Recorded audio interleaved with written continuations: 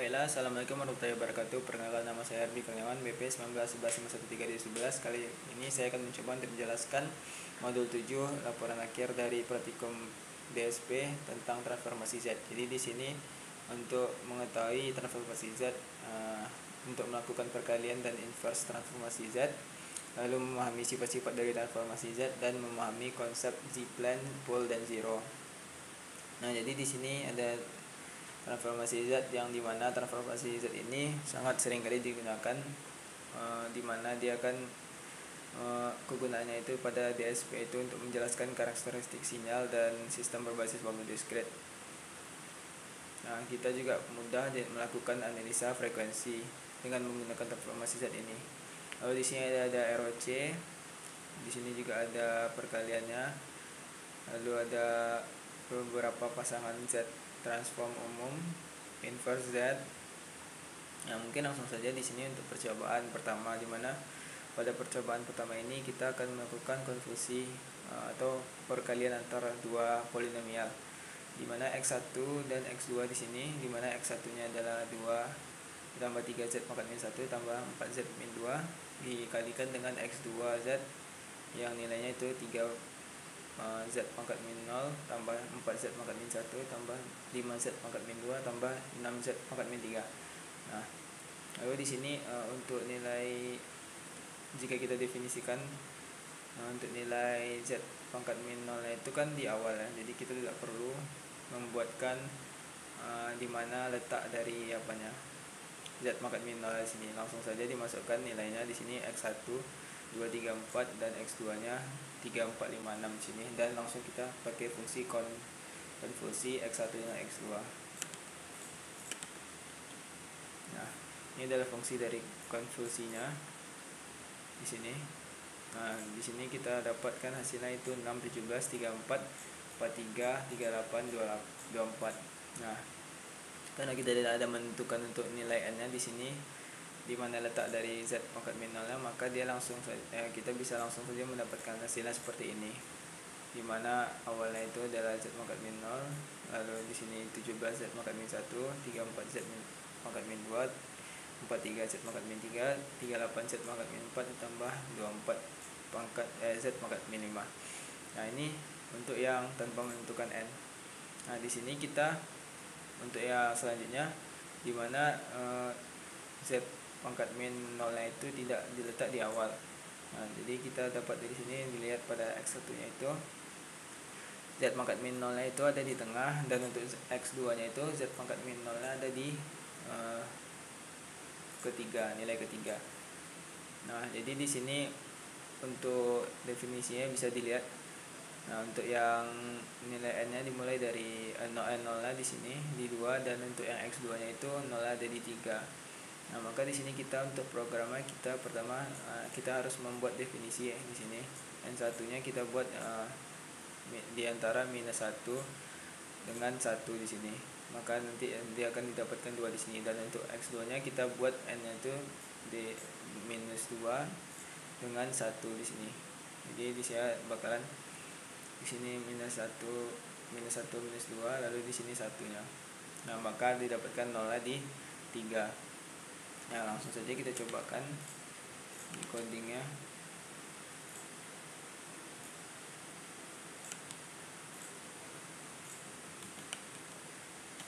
Nah, jadi di sini langsung mendapatkan nilai dari X3-nya, perkalian biasa konvolusi X1 dengan X2.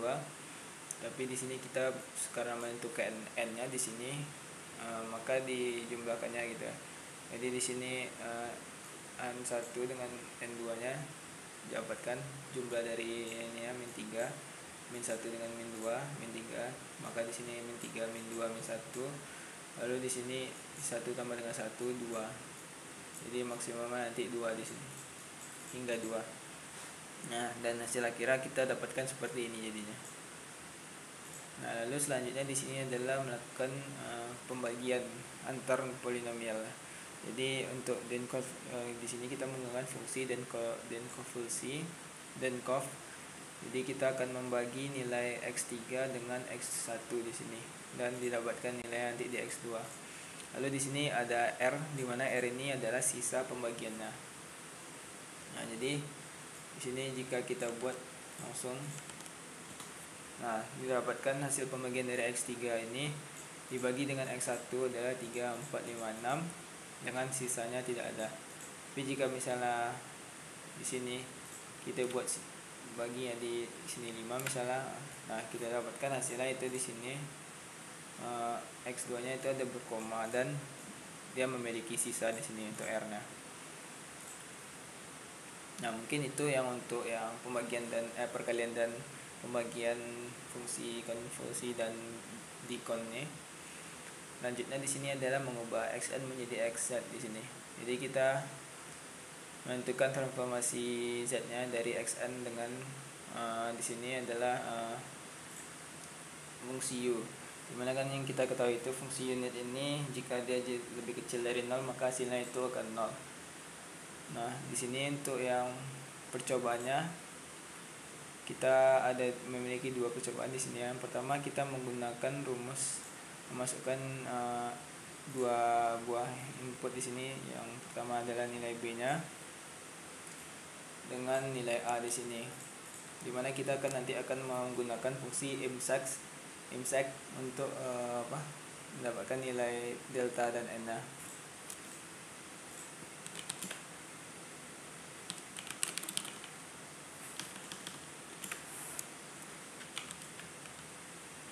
Nah, jadi pertama kita inputkan di sini untuk nilai A dan B-nya. Lalu kita lakukan fungsi imsec di sini. Nah, ini adalah fungsi dari imsec di sini, functionnya. Nah, ini adalah fungsinya. Lalu kita tinggal langsung pakai saja di sini. Nah, jadi di sini kita dapatkan adalah sinyal impuls dari apanya?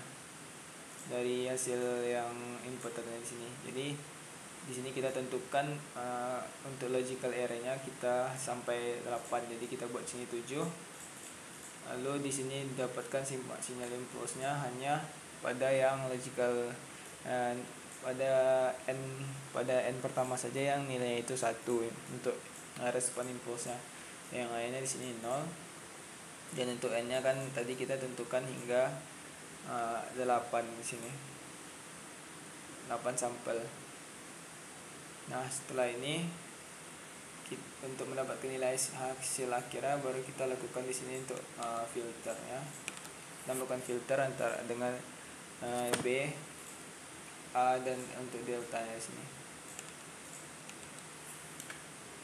Nah, barulah kita dapatkan hasil akhir dari transformasi ini, dari nilai ini xn menjadi xz di sini.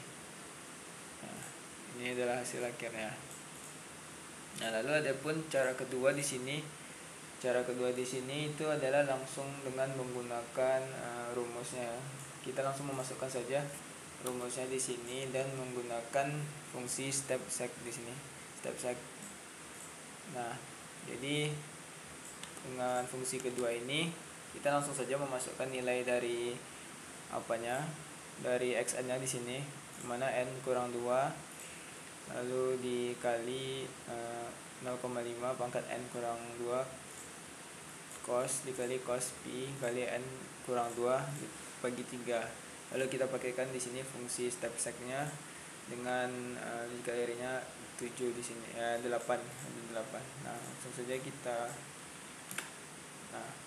langsung kita runkan di sini dan hasil akhirnya juga sama dengan yang tadi, dimana tadi kan kita harus menggunakan fungsi delta dulu dan langsung dan menggunakan filter.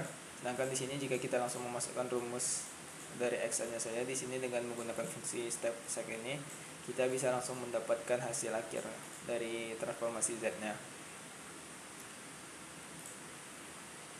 Nah, lalu misalnya kita di sini kita misalnya ingin mencoba mencari nilai lain. Nah, di sini untuk nilai lainnya di sini kan misalnya x-nya 0,8 pangkat n, maka kita bisa menggunakan fungsi ini saja ya, langsung masukkan di sini. Nah, bisa kita masukkan langsung inputannya di sini adalah tadi 0,8 dikali pangkat n di sini.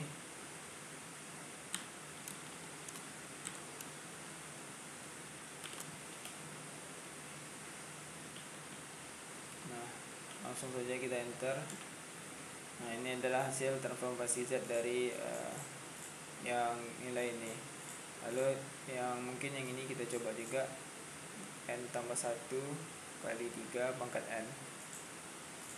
Nah, kita masukkan saja sini n ditambah 1 lalu dikali pangkat 3 dan dikali juga di sini n.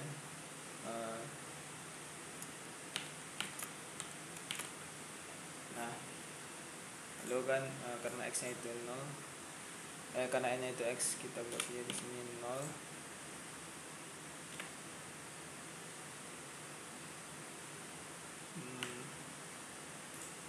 Sepertinya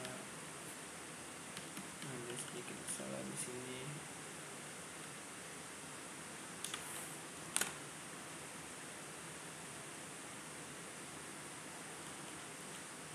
Nah, ini adalah hasil dari persamaan yang ini. Kita lakukan transformasi Z xn dari yang ini. Nah, lanjut, mungkin itu yang untuk mengubah xn menjadi xz di sini. Lanjut di sini adalah mencari melakukan inverse transformasi Z dengan metode partial fraction. Nah, jadi di sini kita akan melakukan inverse dari nilai xz di sini, mana ini xz-nya seharusnya di sini minus 1 ya. Jadi di sini minus 1 per 3 dikurang 4z minus 1 tambah 1. Nah, jadi di sini untuk rumusnya langsung saja kita pakai fungsi residues di sini, dimana untuk programnya kita berikan nilai untuk b nya itu, yang b ini yang bagian atas, maka kita berikan nilainya 0 di sini. Kan jika kita ubah di sini, maka dia harus ditambah dengan 0 dulu, maka di sini 0,1, dan untuk a nya yang bagian bawah itu 3 min 4 1. Nah, langsung saja kita masukkan, kita tes di MATLAB di sini.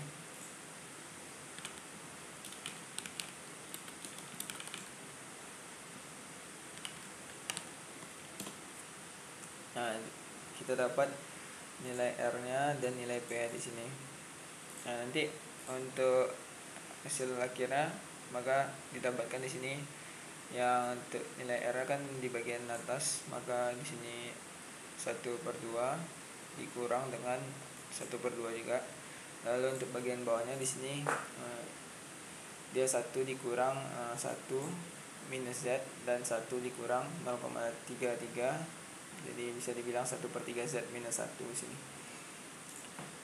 Nah, lalu selanjutnya di sini kita mengembalikan lagi inverse tadi menjadi semula. Jadi kita kembalikan lagi bentuk dari ini kembali semula ke sini. Jadi kita balikkan lagi. Caranya juga sama saja, gampang saja, kita tinggal menggunakan fungsi residues di sini untuk BA di sini. Nah, kita gunakan lagi fungsi ini, maka kita dapatkan nilai dari B-nya 0 minus 0 di sini. Maka nanti kan untuk hasilnya seperti ini. Jadi nanti akan didapatkan nilainya. Nah, ini mungkin untuk yang inverse transformasi Z. Lanjut di sini adalah untuk melakukan menggambar pole dan zero dalam Z plane, dimana kita di sini ada sistem kausal YN sama dengan 0,9Y n kurang 1 tambah xn. Lalu kita tentukan gambar diagram pole zero di sini.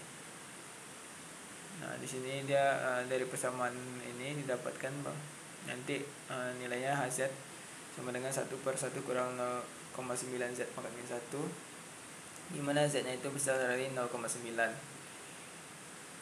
Nah, jadi kita menggunakan fungsi dari Z-plan di sini pada MATLAB. Nah, langsung saja kita masukkan di sini. Nah, didapatkan ini adalah bentuk dari Z-plan, dimana yang titik nolnya di sini, pol 0-nya, dan titik 0,9-nya di sini. Nah, ini titik 0,9-nya. Nah, mungkin sekian saja laporan akhir dari modul 7 saya. Jika ada salah saya mohon maaf. Saya akhiri. Assalamualaikum warahmatullahi wabarakatuh.